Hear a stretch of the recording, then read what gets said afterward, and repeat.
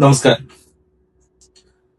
Cricket നമ്മുടെ നാട്ടുകാർക്ക്, മലയാളികൾക്ക്, ഇന്ത്യക്കാർക്ക് ഏറ്റവും പ്രിയപ്പെട്ട മത്സരങ്ങളിലൊന്നാണ്. ഏറ്റവും വലിയ വിനോദ ഉപാധിയാണ്. നമുക്ക് ക്രിക്കറ്റിൽ നമുക്കറിയാം, ലോകത്ത് എല്ലായിടത്തും പല രാജ്യങ്ങളും തമ്മിൽ വലിയ അറിയപ്പെടുന്ന റൈവലറികൾ ഉണ്ട്, വലിയ മത്സരങ്ങളുണ്ട്. ഇന്ത്യ പാകിസ്ഥാൻ മത്സരങ്ങൾ എപ്പോഴും വലിയ ആവേശത്തോടു കൂടിയാണ് ഇരു രാജ്യങ്ങളിലെയും ആരാധകർ കണക്കാക്കാറ്. അതേപോലെ തന്നെ നമുക്കറിയാവുന്നതാണ് ഇംഗ്ലണ്ടും ഓസ്ട്രേലിയയും തമ്മിലുള്ള മത്സരങ്ങൾ. അതിനെല്ലാം ഉപരി ആ, ഇന്ത്യയിലെ ഏതാണ്ട് എല്ലാ സ്ഥലങ്ങളിലും മറ്റും സ്ഥലങ്ങളിലെ ക്രിക്കറ്റ് കളിക്കാർക്കും വലിയ ആരാധകരുള്ള ഒരു രാജ്യം കൂടിയാണ് ഇന്ത്യ. ഓസ്ട്രേലിയൻ ക്രിക്കറ്റ് ടീമിന്, ഇംഗ്ലണ്ട് ക്രിക്കറ്റുകാർക്ക്, വെസ്റ്റ് ഇൻഡീസ് കളിക്കാർക്ക്, അങ്ങനെ പല കളിക്കാരെയും വലിയ ആരാധനയോടുകൂടി ഇന്ത്യക്കാർ, പ്രത്യേകിച്ച് മലയാളികൾ പലരും കണക്കാക്കാറുണ്ട്.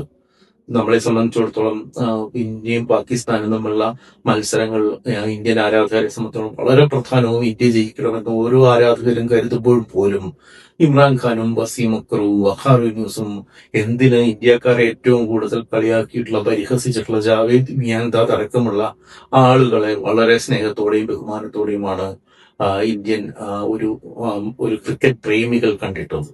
ഇപ്പോൾ എന്ന് വെച്ചിട്ടുണ്ടെങ്കിൽ ക്രിക്കറ്റ് പ്രേമം എന്നുള്ളത് ഒരു തരത്തിലുള്ള രാജ്യത്തോടുള്ള ഊതിയുറപ്പിച്ച ദേശീയതയുമായിട്ട് ബന്ധപ്പെടുത്തി കാണാൻ തുടങ്ങിയതോടുകൂടി ക്രിക്കറ്റ് കളിയല്ലാതാവുകയും അതൊരു യുദ്ധമായി മാറുകയും ചെയ്തിട്ടുണ്ട്.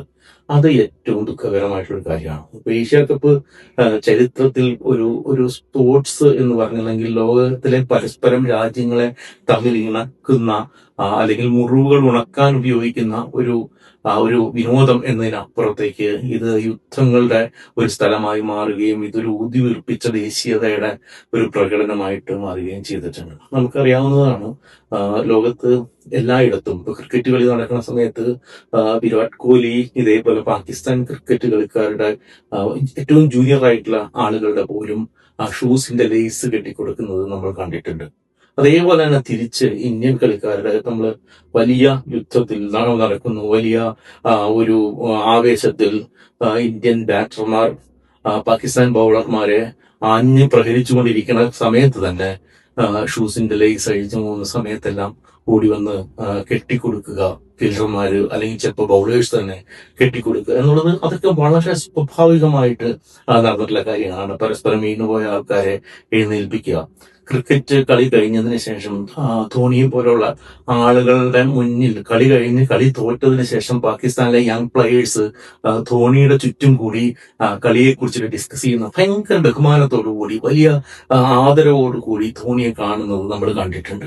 ഇത് ലോകത്തെല്ലായിടത്തും നടന്നിട്ടുള്ള കാര്യമാണ്. ഇപ്പൊ എന്തിന് ഈ കഴിഞ്ഞ ഏഷ്യ കപ്പ്, ഈ നമ്മൾ പറയുന്ന വിവാദമായ മത്സരങ്ങൾക്ക് തൊട്ടു മുൻപ് ഏറ്റവും ആദ്യം ഈ ക്യാപ്റ്റന്മാര് തമ്മിൽ ഒരുമിച്ചുള്ള ഒരു ഫോട്ടോ ഓപ്പർച്യൂണിറ്റി ഉണ്ടായിരുന്നു. ആ ഫോട്ടോ ഓപ്പർച്യൂണിറ്റിയിൽ വരെ നമ്മൾ കണ്ടത് എല്ലാവരും വളരെ സൗഹൃദത്തോടും സ്നേഹത്തോടും ക്രിക്കറ്റ് കളിക്കാർ പറയുന്ന ജെന്റിൽമാൻ എന്ന് പറയുന്ന സ്വഭാവത്തോടു കൂടിയും പെരുമാറുന്നതാണ്. പക്ഷെ അതിനിടയ്ക്ക് ഇന്ത്യ പാകിസ്ഥാൻ കളി വന്ന നിമിഷം മുതൽ ഇതൊരു യുദ്ധത്തിന്റെ തുടർച്ചയായി മാറുകയും മാന്യത എന്നുള്ളത് ക്രിക്കറ്റിൽ നിന്ന് മാറുകയും അതിന് പകരമായിട്ട് അമാന്യമായ രാഷ്ട്രീയം അവിടെ കടന്നു വരികയും ചെയ്തു. അത് ദേശീയ ഒരു വികാരത്തെ വളർത്താനുള്ള ഒരു കാര്യമായിട്ടും ഇതൊരു വലിയ തരത്തിലുള്ള ഒരു സംഘപരിവാറിന്റെ അജണ്ടയായിട്ട് മാറുകയും തരത്തിലേക്ക് ക്രിക്കറ്റ് കളി മാറുന്നു. നമ്മൾ BCCI ഒരുതരം നാണം കെട്ട നിലപാടുകൾ എടുക്കുന്നു, സ്പോർട്സിന്റെ ഔചിത്യത്തിന് ചേരാത്ത കാര്യങ്ങൾ ചെയ്യുന്നു.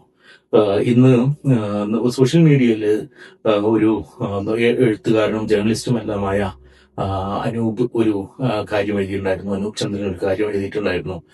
കുട്ടികൾക്ക് ഒരിക്കലും കളിത്തോക്ക് കളിക്കാനായിട്ട് വാങ്ങിച്ചു കൊടുക്കാതെ ക്രിക്കറ്റ് ബാറ്റും ബോളും വാങ്ങിച്ചു കൊടുത്തിട്ടുള്ള അച്ഛനാണ് താൻ എന്നുള്ളത് ഭയങ്കര ഒരു വലിയ കാര്യമായിട്ട് തോന്നുന്നു. കാരണം ആയുധങ്ങൾ, കളിക്കോപ്പുകളിൽ തോക്കുകൾ, ആയുധങ്ങൾ എന്നിവ കുട്ടികൾ ഉപയോഗിക്കുന്നതിന് പകരമായിട്ട്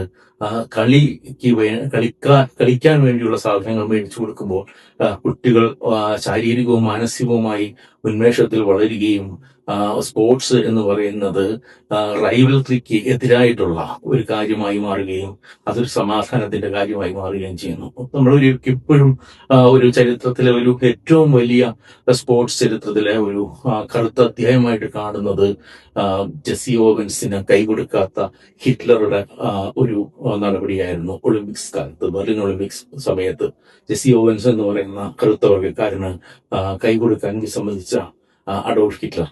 ആ അഡോൾഫ് ഹിറ്റ്ലർമാരുടെ നാടായിട്ട് നമ്മൾ മാറണോ, നമ്മൾ സ്പോർട്സിനെ മാറ്റണോ എന്നുള്ളത് നമ്മൾ വളരെ ഗൗരവത്തോടു കൂടി ആലോചിക്കേണ്ട വിഷയമാണ്.